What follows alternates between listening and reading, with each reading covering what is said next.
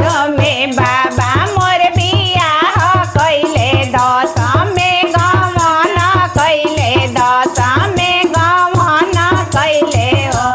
ललना 12 बरिस के उमेरिया तो राजा मोर विदेश गैले राजा मोर विदेश गैले हो ये ललना 12 बरिस के उमेरिया तो राजा मोर विदेश गैले राजा मोर विदेश अरे काहे के लाइले सदा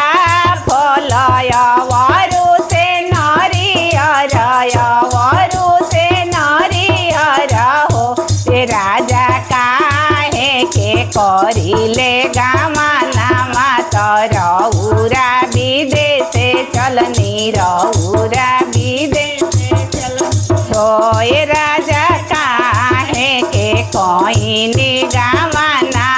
तरौरा विदेश चलनी रौरा खाए के लाइले सदा फलय वरु से नरियर वरु से नरियर हो धनिया भूभूते के करिले गामना तय अपने विदेश चलनी अपने विदेश हो ये धनिया भूभूते के करिले